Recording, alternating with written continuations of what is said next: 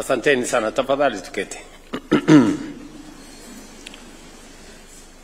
Mheshimiwa Waziri, Bwana PS, wenye viti wa kamati za bunge na wabunge, mwenyekiti wa KTDA na board, pamoja na mwenyekiti pia nimemwona hapa wa T-board, pamoja na board yake. Ndugu wakulima wenzangu, hamjambo? Hamjambo tena? Bas, mimi nataka nichukue nafasi hii kwanza niwakaribishe. Karibuni sana katika mkutano huu, mkiwa ni viongozi wa kampuni za KTDA kutoka sehemu mbalimbali na mkiwa pia wakulima. Karibuni sana. Nimepata nafasi mzuri wakati tulipanga na wizara kuhusu mambo yanayohusu mambo yenu ya KTDA, and especially on the subject of what happened to Chase Bank and Imperial Bank. And I'm very happy that today we are having this meeting so that we can share positive outcomes on what we always have wanted to do. Mimi nataka pia nichukue nafasi hii niwapongeze kama wakulima. Sehemu kubwa ya uchumi ya Kenya inachangiwa na kilimo. Pesa nyingi ambazo tunapata kutoka nje ya Kenya, foreign exchange, inatoka kutokana na mazao ya wakulima, na sehemu kiasi kikubwa inatoka kwa kilimo ya chai. Mimi nasema pongezi na nasema asante sana. Nimewasikiza kwa makini wale wote mliosema kwa niaba ya wakulima. Nimesikia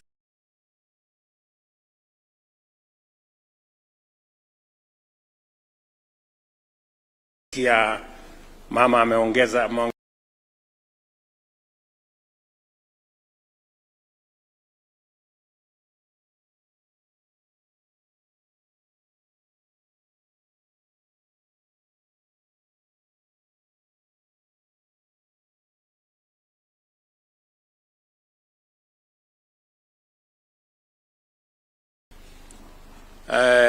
kwa sababu nyinyi pia ni wananchi wa taifa letu la Kenya, na kama wananchi ni vizuri niwaeleze mambo yanayohusikana na nchi yenu ambayo ni nchi yetu, because as Kenyans we all have a contribution to make towards the country we want Kenya to be. And I'm very proud that this afternoon I have leaders from our tea sector to have this conversation with you on matters to do with tea, but also matters to do with our nation.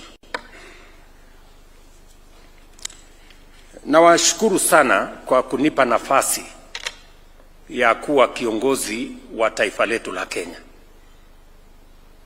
It is not something I take for granted. Na katika nafasi hiyo tulikubaliana na nyinyi ya kwamba taifa letu la Kenya litaendeshwa sio kwa misingi ya kabila ama dini. Litaendeshwa kwa misingi ya sera. Yale mambo tulikubaliana, how we want to take the country forward. And I need to tell you, as citizens of our country, as Kenyans, not just as farmers,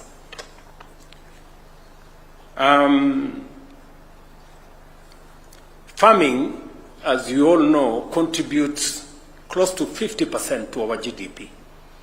And therefore it is very important to us as a country, to us as government, that farming is given the attention that it deserves. When we went into the last election, we had come from a difficult moment of COVID and difficult situation, geopolitics, Ukraine and all the other things that were happening. And we all know that we were in a very difficult place, especially our economy was in a very difficult place. In fact, it was expected that there will be 6 countries in Africa that will default in their foreign financial obligations, and one of them was Kenya. And therefore, when I got the opportunity to be a leader in this country, there was no way I was going to agree that our country would default. And it was so serious that hawa wabunge wenzangu hawa walikuwa na mkutano mahali hapo Masai Lodge, na rafiki yangu mmoja akawaeleza, ngojeni tu miezi 3 hivi 4, huyu mjamaa atatoroka kwa sababu kitaumana, kwa sababu uchumi itasambaratika. But by God's grace, we made decisions that were necessary for us as a country. We reduced our budget. My first engagement with Parliament was to reduce our budget by 300 billion. We stopped the subsidies on unga. We stopped the subsidies on fuel. We cut down on our expenditure, because otherwise Kenya was going to default. In fact, we had the biggest ticket of $2 billion debt. And therefore, we had to take command and stabilize the economy of our country. Many people did not appreciate those difficult choices that we had to make. I can tell you today, as a result of the decisions we made, our inflation was at 9.6%. Our exchange rate was at 160 to the dollar, 165. Our foreign exchange reserves were at $5.9 billion, only 2.5 months cover. But today, I can stand before you as citizens of this nation we all love and tell you we have stabilized the economy of Kenya. Inflation, we have brought it down from 9.6 to 4.5. Exchange rate, we brought it from 165 to 129 to the dollar. Our foreign exchange reserves are now up from 5.7 to $11.8 billion, the highest in the history of Kenya. And because you follow current affairs, IMF 2 months ago released a report that said Kenya has now overtaken Ethiopia, has overtaken Angola. We are now the 6th largest economy in Africa. Because it was necessary, because without a firm foundation, economic foundation, it is not possible for us to build this nation. Number 2, you know very well that our agriculture was not doing well, especially our food security. And our import bill, ile pesa tunatumia kuagiza chakula kutoka nje, in 2022 was 504 billion Kenyan shillings. Pesa tunaagiza mahindi, tunaagiza sukari, tunaagiza mchele, tunaagiza wheat, edible oil. Many of the things we can actually grow in Kenya. So I took the position and I committed to the people of Kenya that we were going to sort out agriculture. And it was important for us to sort out agriculture because our economy substantially depended on agriculture. So what did we do in the agricultural space? Because we were farmers.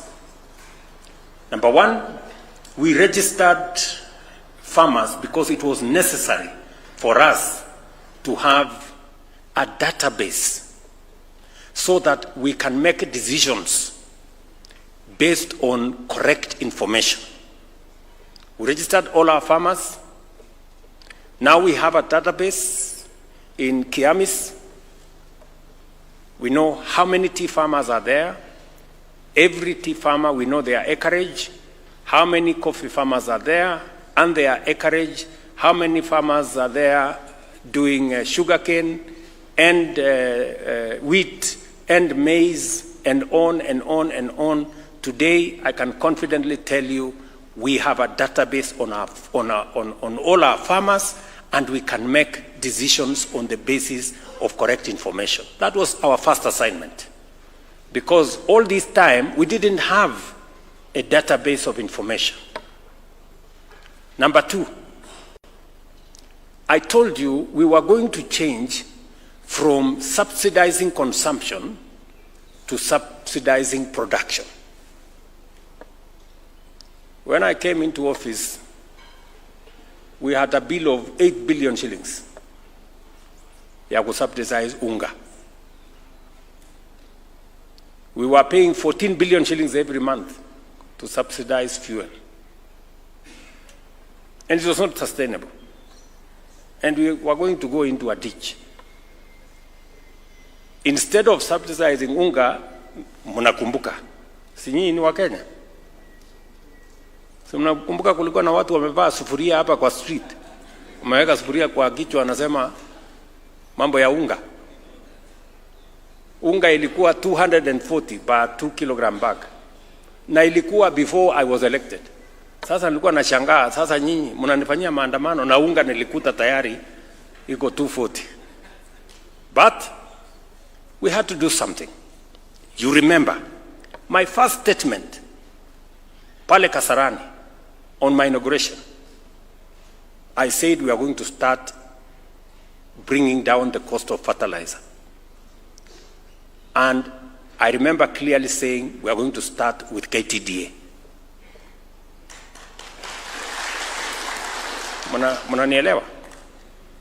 Because the reasoning is, if you want to promote production, if you want to deal with the cost of basic food items including unga, you don't go and subsidize the shop or the merchant. You go look for the farmer. Kwa sababu unga haitoki kwa duka. Unga inatoka kwa mahindi, mahindi inatoka kwa mkulima. So ukitaka kusuluhisha shida ya njaa, tafuta mkulima. Mnanielewa? So that is the direction we went. We subsidized seeds. I was having a conversation with my waziri here. We still owe money to Kenya Seed because they are subsidizing our production of seeds. We have subsidized fertilizer. You all know as farmers, fertilizer was being sold for anywhere between 5,000 to 7,000. We have now stabilized that price. We brought it down to 3,500. We have now brought it down to 2,500. I must commend KTDA because they have been faithful. You know I owe them some money, but I'm going to sort it out. Chairman hapo Kirundi amesema kuna pesa kidogo kidogo, tutafanya mahesabu bora tumesauta out wakulima kwanza waendelee na kilimo, mimi na nyinyi tutafanya hesabu. So number 3, the third thing we had to do kwa hii sekta ya kilimo ni kufukuza wakora, cartel, brokers walikuwa wamejazana everywhere. Kwa kahawa tulikuwa na cartel ajabu. Mtu mmoja ako na leseni, yeye ni farmer, ako na leseni ya brokerage, ako na leseni ya mila, na yeye ndiye ananunua kahawa hapa Nairobi Coffee Exchange, mtu mmoja. So anahangaisha wale watu wengine hapa katikati. When it is convenient, he is a farmer. When it is convenient, he is a broker. We have changed the licensing regime. Now you can only have one license, so that we streamline that space. Pale kwa sukari, mnajua what was happening in the sugar. Kulikuwa na wajeuri huko wamejazana. Wao ndio wana decide tujui nani atafanya nini, nani atafanya nini. Watu wa kiburi mingi. Mpaka nikafika Kakamega nikawaangalia, nikawaambia mambo ni matatu, muamue. Ama hamukusikia niliwaambia mambo ni matatu. Mjue vile mtafanya. So we have gotten rid of cartels, brokers, and people who undermine the sweat of farmers. And number 4, we are now beginning to explore new markets. That's the commitment I made. I told you we were going to drive the agricultural sector, because I have been minister, using correct information. We're going to subsidize inputs. We're going to make sure that we get rid of brokers and all the other characters in between. And we are going to look for markets for our produce. Today, I can confidently tell you that we have registered 6.5 million farmers in our database. We have distributed 21 million bags of 50 kilogram of fertilizer, and we know how many to which farmer. Our productivity, sugarcane, in 2022, we produced 495,000 metric tons. Last year, that has gone up to 815 tons of sugar. Coffee was selling at 60 shillings. I know some of you may be coffee farmers as well. Today, coffee in Kenya is selling between 100 shillings and 140.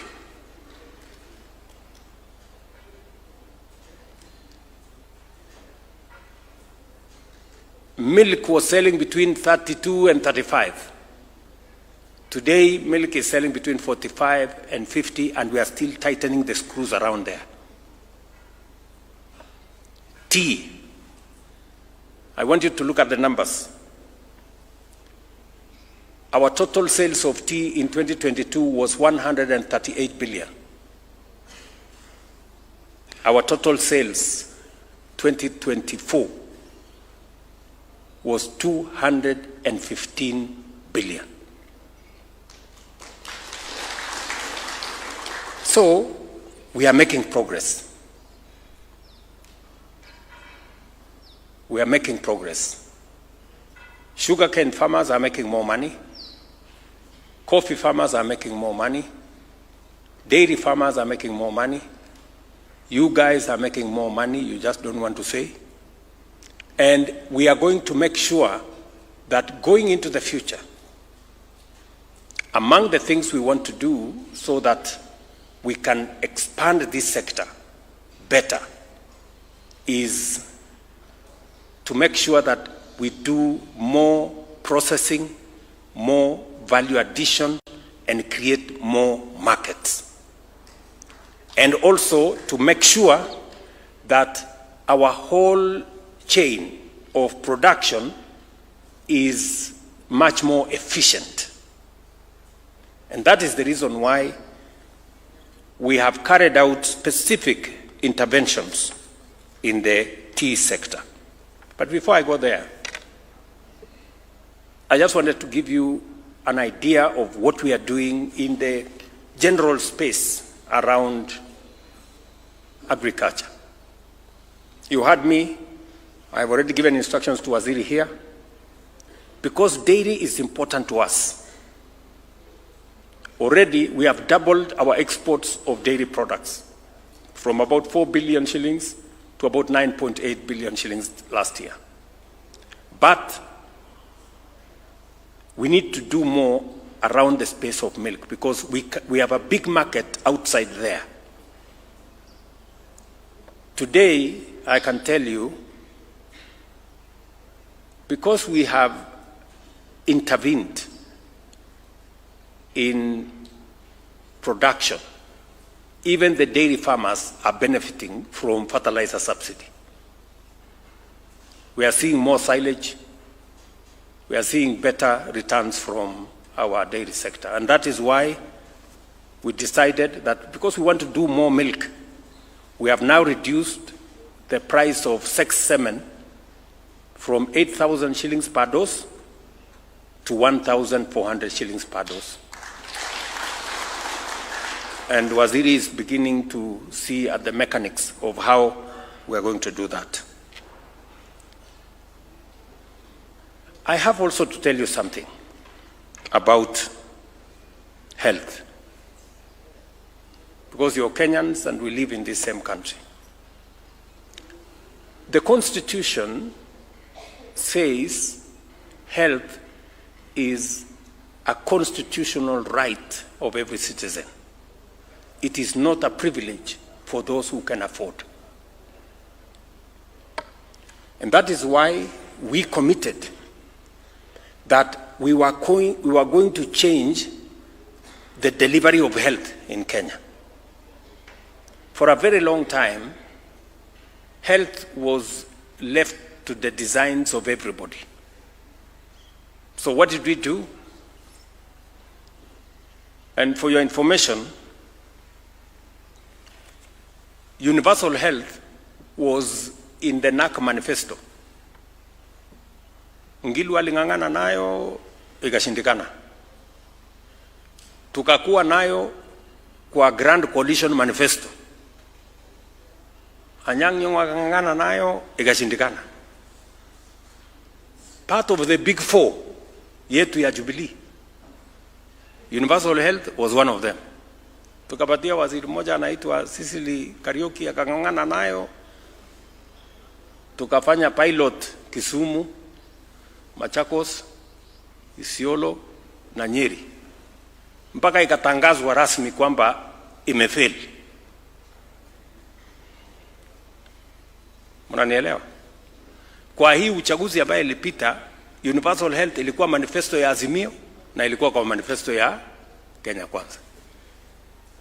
It has been in our manifestos for the last 30 years almost. But I said this time round we must deliver on this thing. Na mimi nataka niwashukuru hao wabunge. Tulipeleka sheria bunge because we had to change the law. Ile tulikuwa tunajaribu, we were trying to do, cut and paste. But this time round we decided to do the law. Tukatengeneza sheria ine to replace the NHIF Act. We have a final one that is going on in Parliament now. And we have changed completely the delivery of health in Kenya.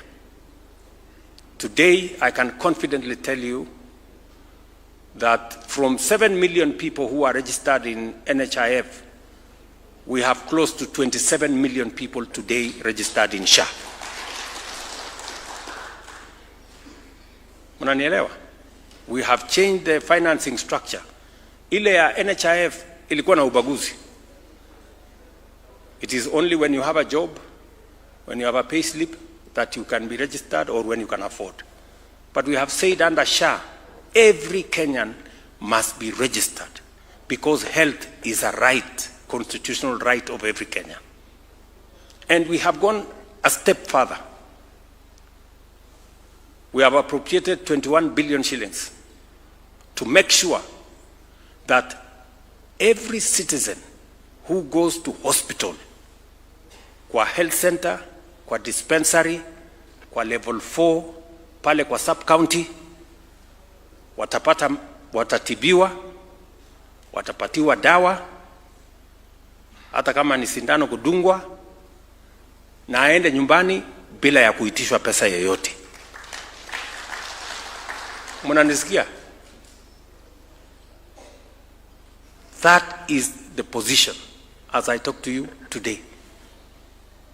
Na tumekubaliana na counties kwa sababu bado kuna counties hospitali zinacharge wananchi. It is criminal for anybody to charge citizens for a service already paid for by the government of Kenya. So, and I want KTDA, because you have members who are farmers. We need you to work with us so that we can help you support your farmers. Tumeelewana? Ile contribution structure ya zamani ya NHIF ilikuwa mama mboga na wale watu wa chini huko shilingi 500. Mimi na hawa wabunge 1,700. Sasa wewe hata kama hesabu ni ngumu, ule mtu mama mboga mapato yake ya mwezi ni shilingi 5,000. Analipa 500. Kwa hesabu bwana chairman, what percentage is that? 500 kwa 5,000? 10%. Si ndio? Mimi na hawa wadosi hawa tunalipa 1,700. Mimi napata mshahara 1,000,000, hawa napata 800 hapo. Percentage yetu ni 0.01%. Iko fairness hapo, iko fairness hapo. Ati mtu wa chini analipa 10%. Sisi wadosi tunalipa 0.0%. Ndio nikasema hii ubaguzi jameni tuachane naye. Let us have equity. Let us have fairness. Kwa hii SHA sasa tumesema kila mtu alipe 2.75%. Mama mboga atoke 10%.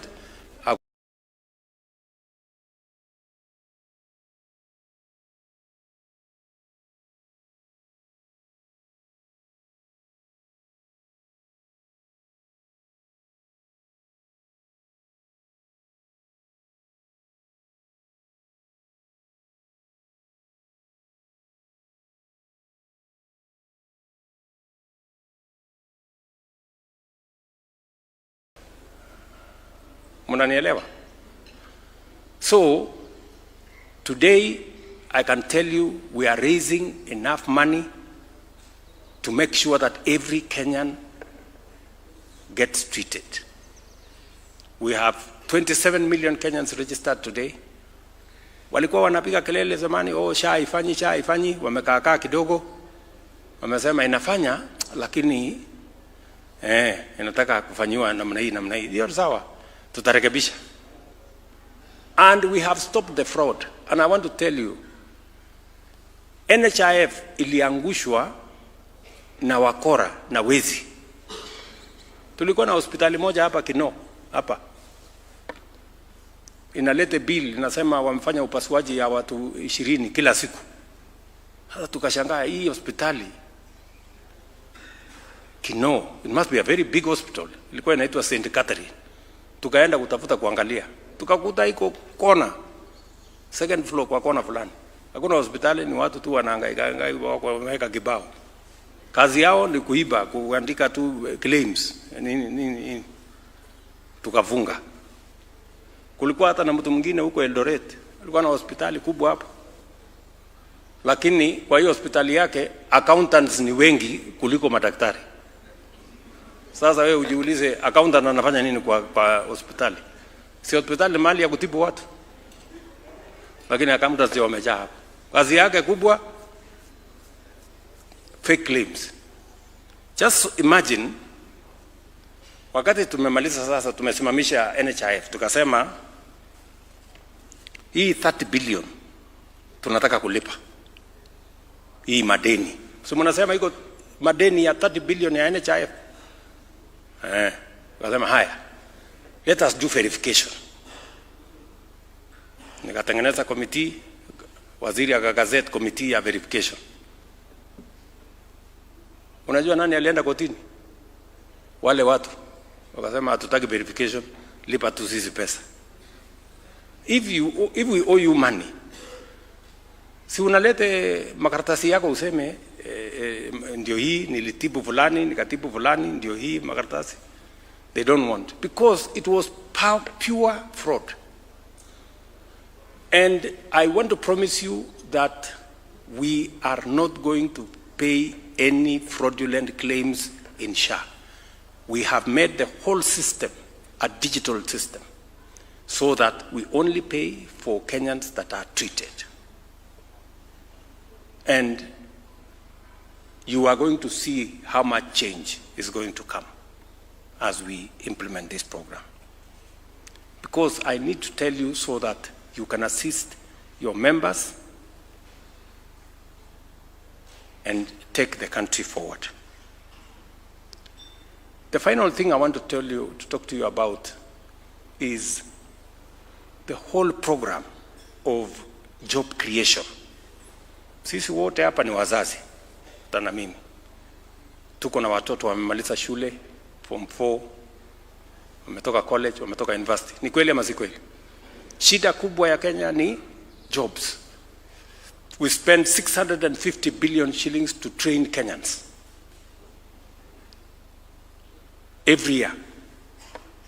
But we haven't been thoughtful about what happens when they get out of school. So this time round, we decided to be deliberate and intentional on where are we going to create these jobs. Because you gave me a job, I needed to think about what is going to happen to others who don't have the job I have. You know? So we have 4 pathways. Number 1, tukasema tufanye affordable housing. Many people walikuwa wananiuliza, hii affordable housing, what is it for? Affordable housing, yes, is because we need to do decent housing. We need to get rid of slums. We need to reduce land fragmentation. We need to make sure that but more importantly, we need to create jobs for the young people of Kenya. Na hiyo story ya jobs na story ya housing, wacha niwaeleze tena. Hii story ya housing imekuwa kwa books yetu tangu zamani. Housing ilikuwa manifesto ile ilitangulia. Ilikuwa kwa manifesto ya NAK. Ndio Raila alikuwa waziri wa ujenzi na barabara, akafanya ile slum upgrading, nyumba nafikiri 500 hapo Kibera. That's where he started. Lakini baada ya hiyo ikakwama. Ikakuwa kwa manifesto ya coalition government ile tulikuwa naye. Ikakuwa kwa manifesto yetu ya Jubilee. Among the big 4, one of them was housing. In fact, when we were elected with my senior Uhuru Kenyatta, aliniambia we must implement this housing. Na kwanza yeye ndiye aliniambia, I know of a very good professional ako South Africa. Tukaenda tukamtafuta huyo professional, anaitwa Hinga, tukamlete. 2018 akakuja hapa.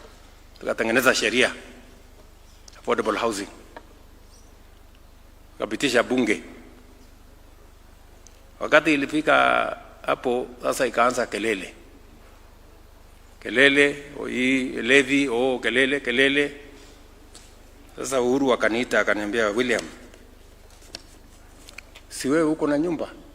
Nikamwambia niko na nyumba. Na hii kelele tunapigiwa hii ni ya nini? Kama watu hawataki manyumba, acha ikae.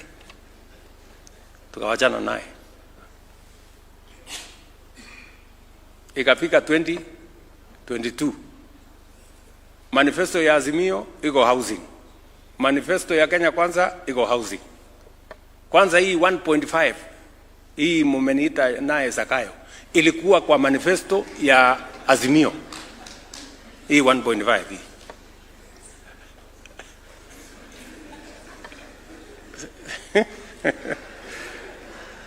Sindio? Yes, ilikuwa kwa manifesto ya Azimio. But because it is the right thing, sisi wote we know it is the right thing, lakini nani atafanya hii kitu? You know? So ndio huyo mimi nimefika hapa, nimesukuma, nimepita bunge, kelele imeanza. Zakayo, sijui nani, sijui nini. Mimi this time nikasema nitakaa ngumu. Wacha nikuwe Zakayo if it must. But we must implement this thing. Why? Because, my friends, wacha tuambiane ukweli. And I need to tell you this because I am the leader of this country now. This is what other countries have done. This is how Korea was developed. This is how Singapore was developed. This is how Malaysia was developed. Munanielewa? The president of Singapore came and saw me here in 2023.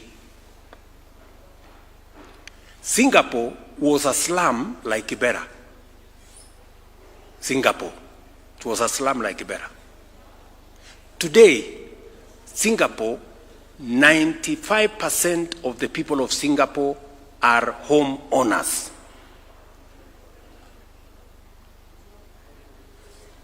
They are in the first world. Today, Singapore is in the first world. 95% of their people are home owners. In Kenya, 7 million people are living in slums. We are in the third world. Mnaona ile saa zingine hasara tunapojiweka sisi wenyewe. Listen. Go and check the facts. In 1963, South Korea had exactly the same GDP as Kenya. South Korea was a congested place like Vihiga or Kisii. Today, South Korea is in the first world. Their GDP is 40 times the GDP of Kenya. Sisi tumekwama hapa. Kwa sababu, sisi kama viongozi, tunangojea tu kupigiwa makofi all the time. Mimi nikasema wacha makofi ngoje, let us implement this thing. Mnanielewa ndugu zangu wa Kenya? I must tell you this because you are the citizens of this nation and you have a stake in this nation. Today, 320,000 young people are working in our program of housing. We have 170,000 houses being built. We have 700,000 houses in the pipeline. We have 400 markets which we are building across Kenya. We have 170,000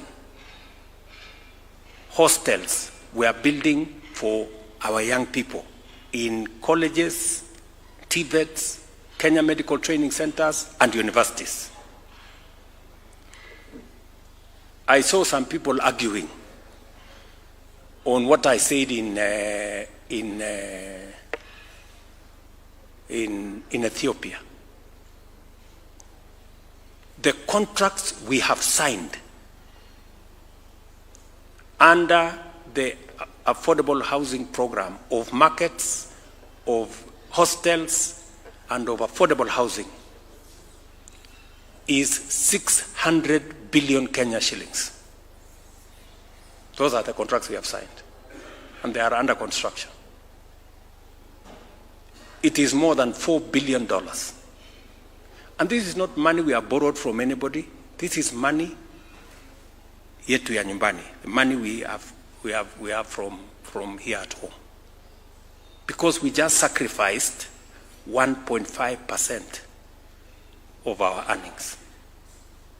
Sasa mimi nataka niwaulize Wakenya, ukienda leo Mandera, the largest housing estate is affordable housing. Wajir, Mombasa, Kitui, Nairobi, Bungoma, Kisumu, any town, the largest housing estate is affordable housing. And it is just 2 years. Tell me what's going to happen in 10 years. Tell me what's going to happen in 20 years. You will not recognize this country in 20 years because of this affordable housing. Munanielewa? Good people, that is how a nation is transformed. A nation is transformed by a vision. And when leaders lead from the front. Tunaelewana? By December this year, 600,000 Kenyans will be working in affordable housing. By next year, mid-next year, we will have 1 million people working in affordable housing. And you will see it for yourself. You know, how we are going to change this country. And Kenya is not the only one. Sisi ni kuchelewa, tumechelewa. Korea wametuacha na miaka. Tukikaakaa tu hapa na kuongea na kupiga mdomo na ukabila na chuki na nini na vitu ya bure. Number 2, we are pushing the agenda on digital jobs. If you go to Ruiru hapa, mutaona. If you go to whatever place, you will see. Number 3, we are pushing the agenda on export of labor, or what we are calling labor mobility. Create more opportunities for Kenyans to work globally. So these are among the things we are doing to change our country. And I want to encourage you as citizens of Kenya. I have the privilege to be the leader of this country today. And I must tell you as it is, so that we can make the right decisions. We are free to make the wrong decisions. There is no problem. But I don't want you to make the wrong decision when I can tell you what the right decision is. Hii nchi mnaona hii tutaibadilisha in our lifetime. Tukiwa hapa hii nchi itabadilika. China changed their country in 30 years. It was among the poorest countries in the world. Today, China is the second largest economy in the world. Believe you me, I am confident about Kenya and our capacity and our ability to leave this third world place where we are and join the first world in 20 years. We can do it. Na mimi nitasukuma. Mutanipigia kelele, lakini nitasukuma hii kitu mpaka. Because, listen good people, hii pesa yenu, silikuwa imekwama pale kwa bank. Na Kiingereza mingi, huyu anasema, huyu anasema, huyu anasema, ule mwingine, huyo mwingine. You know? Today, you are going to walk away with a check of 2.65 billion for your farmers. Si namna hiyo? What has happened in this sector of yours? In 2022, our average price per kilo was about 51 shillings. Today, by last year, the average price is 64 shillings per green leaf in tea. Our total exports of tea, as I told you, was 138 Last year, tumefika 215.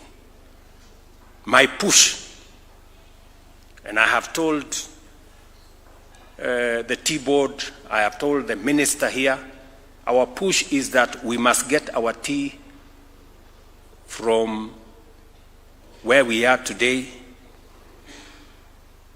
We must push it to 270, 280 billion by 2027. And there are certain things we have to do.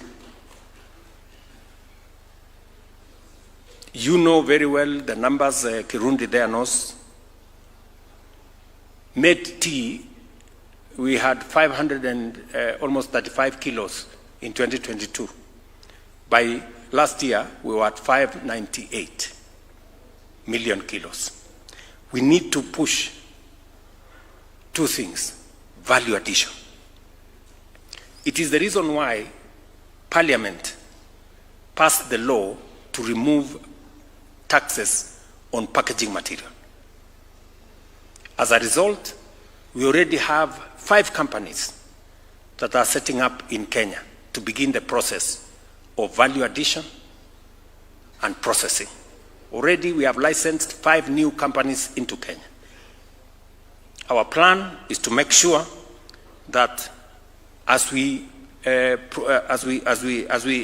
make progress into the future, we are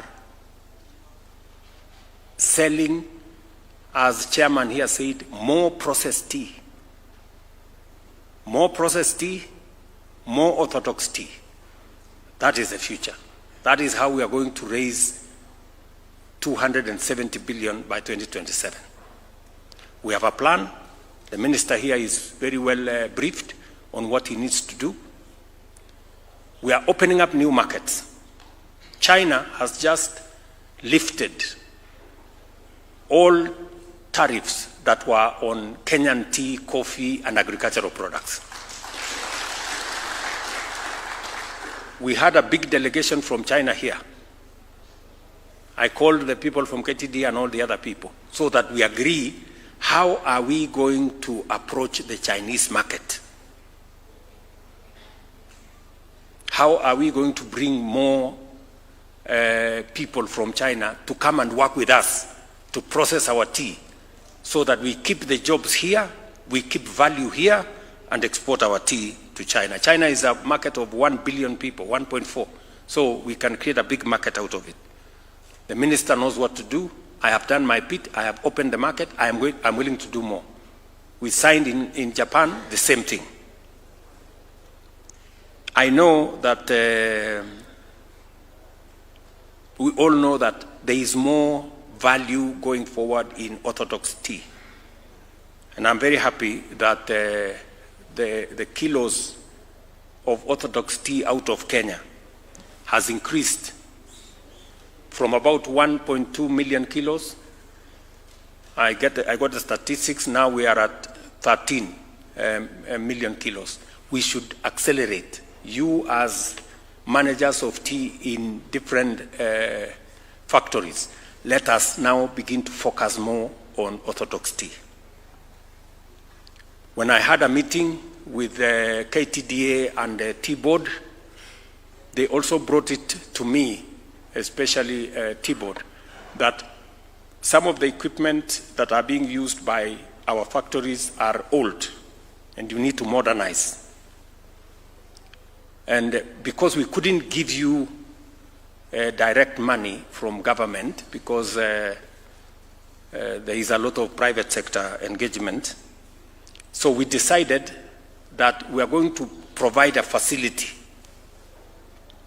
We have now concluded you have a facility of 3.7 billion to use that money to modernize your factories.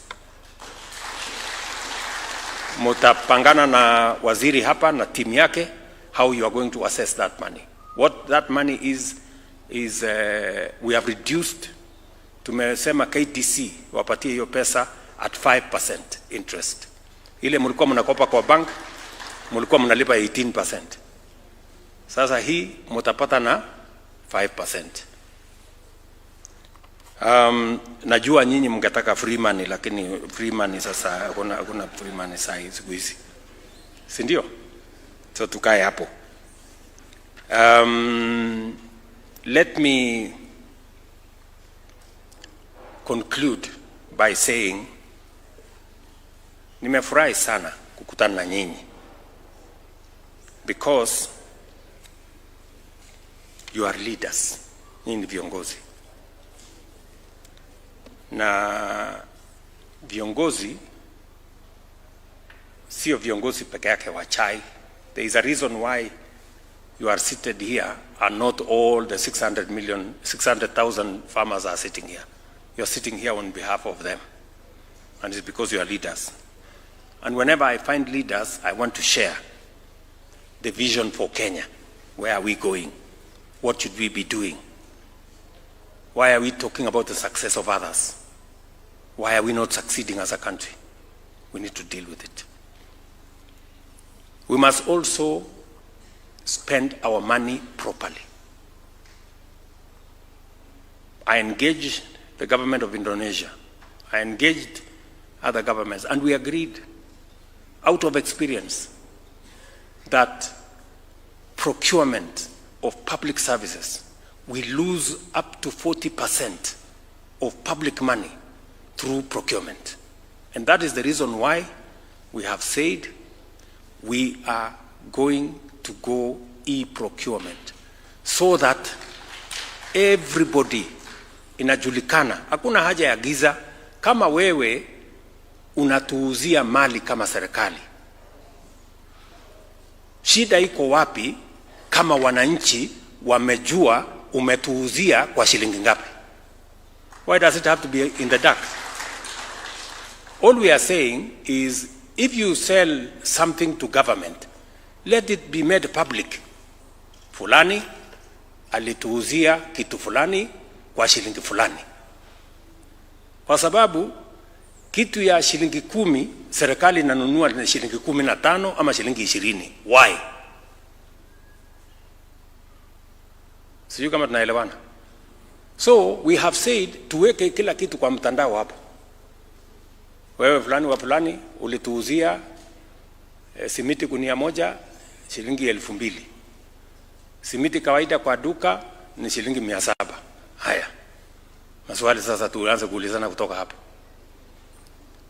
Ndio mnaona hii kelele yote, mpaka wengine wameenda kotini kublock, because they want to continue hapa kwa giza.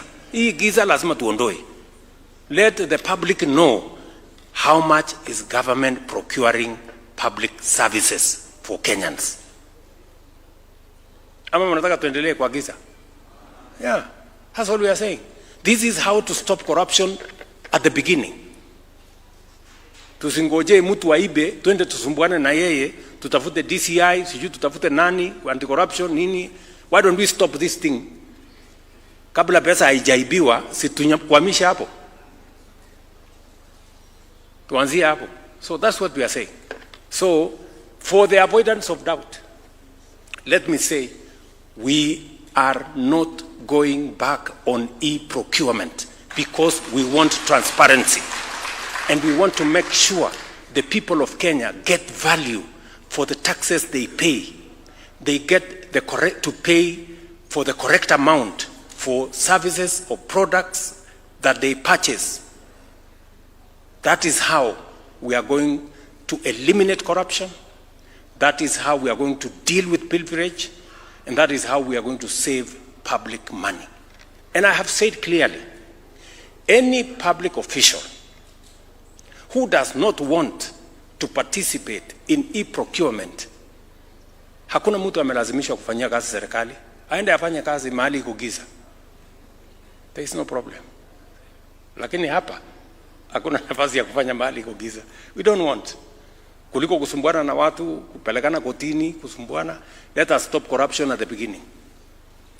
I encourage KTDA to do the same. I encourage KTDA to do the same. Fanyeni procurement mahali iko wazi. Wacha watu wajue ni pesa ngapi. So, marafiki zangu watu wa KTDA, Chairman Kirundi amesema niko na deni yenu, nakubali. Niko na deni. Waziri, nitapangana na wewe at least bilioni 2 tulipe kabla ya Disemba huyu mtu. Unajua sasa anakuja mahali kwa watu wengi hivi, anakuja kunitangaza huyu mtu wako.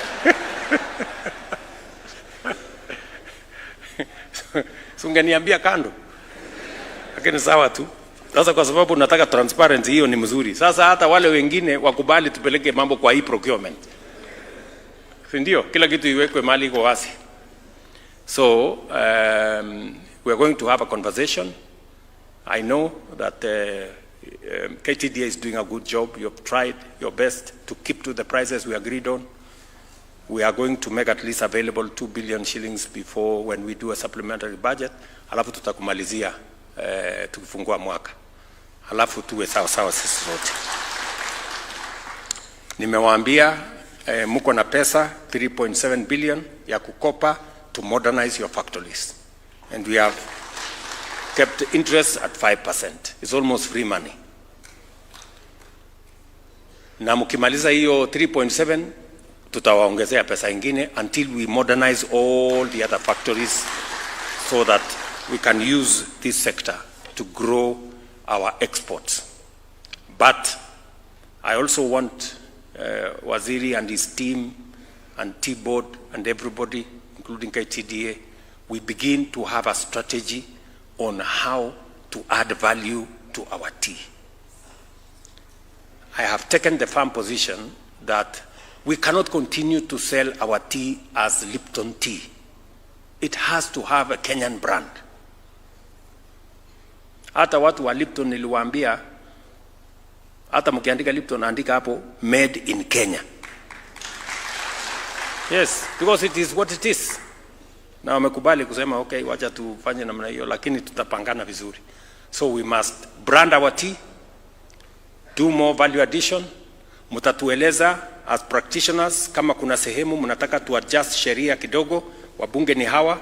We have 2 committees, very committed people. I must speak for them. They are actually like trade unions for farmers. Wanafanya kazi ya wakulima pale ni kama wanalipwa. Lakini mimi naona kama wanalipwa. Mshahara yani ile ya bunge sisema. So, nataka niseme asante sana kwa hiyo maneno yote. Na wacha nimalizie kwa kusema, najua kuna watu za zingine wanashangaa mbona mimi nasukuma sana hii mabadiliko ya Kenya. I have a reason. Kwanza tumechelewa. Tumechelewa tukihangaika hapa na vitu mambo madogo madogo. We don't have time. Unajua kuna watu wengine wananiambia hii umefanya ya elimu ni ngumu, sijui hiyo ingine ya affordable housing ni ngumu, sijui nini ile ni ngumu, ya SHA ni ngumu. Ungengojea ingine ufanye huko second term, sijui nini. Iko time ya kungojea. We are already, Korea ilituacha zamani. Singapore left us a long time ago. They have an economy, took the time ya kungojea the next year. We don't have time. Let us do what we can do now. Kama itabaki ingine itafanywa kesho. Number 2.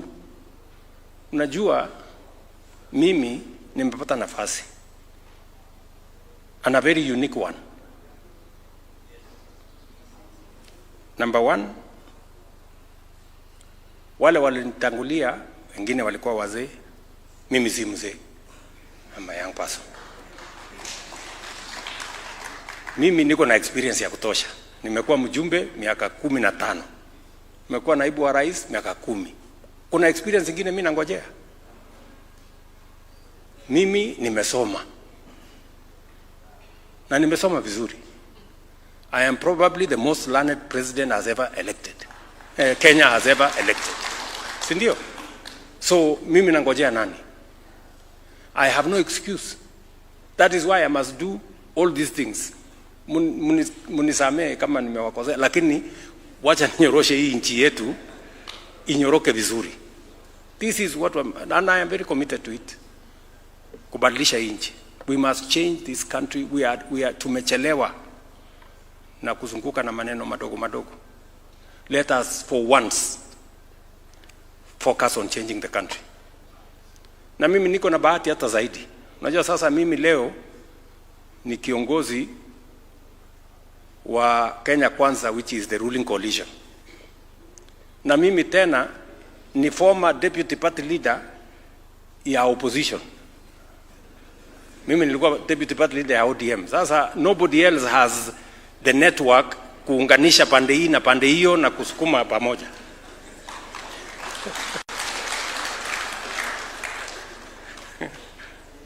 So I have a unique position. That's why naunganisha watu wote sasa tusukume.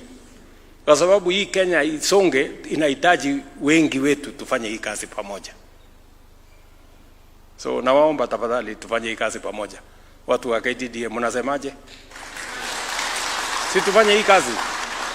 Si tubadilishe hii nchi jameni. Yes. Ndio mnaona nimetafuta mzee Tinga, nimetafuta former president, nimewambia tuketi chini pamoja. Tupange hii nchi isonge. So that we have a country we are proud of, tuweze kusukuma iende mbele. Siasa itakuja baadaye, tutaongea mambo ya siasa. Siasa iko 2027. Kila mtu atakuja kiwanja. There is no problem. Ama namna gani? Yes, kila mtu akuja na story yake hapo. Na hata wale wa upinzani nilimewaambia tafadhali jipangeni. Kasongo, sijui Ruto must go, sijui one term haitoshi. You need to have a plan. Ama? Lakini mkikaa hamuna agenda, hamuna mpango, hamuna sera, hata akili inaonekana hamuna. Sasa kwa sababu kama wangekuwa na akili si wangekuwa wamepanga kitu. Watu waambie huyu Ruto amefanya affordable housing imefika hapa. What can they do? Ati wanataka kuabolish. Sasa hiyo ni akili gani? Anyway, sitaki kukorofishana na watu. Tumekuja mambo ya pesa. So watu wa KTDA, I am very happy that today we are releasing a check to you. My request to KTDA is that this money must get to the farmers. Wacha nirudie tena. Bwana Chairman. Wewe ni rafiki yangu, tunajuana siku mingi. Hii pesa ifike kwa wakulima. Kwa sababu msinifanyishe kazi mingi kwenda kutafuta alafu ipotelee hapa katikati. Wacha ifike kwa wakulima. Na mimi naiko na imani mtafikisha kwa wakulima. Mimi nawatakia heri, nawatakia baraka. I am looking forward to another opportunity when we can have a conversation about tea and when we can have a conversation about our nation. Asanteni sana and God bless you.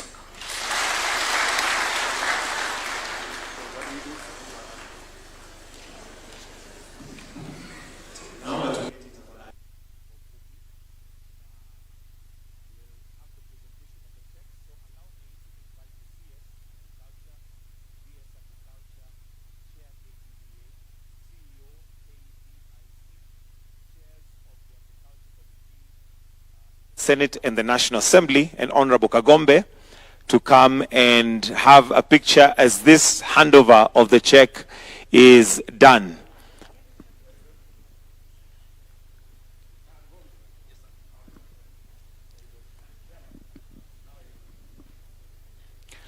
So we'll have the check presented to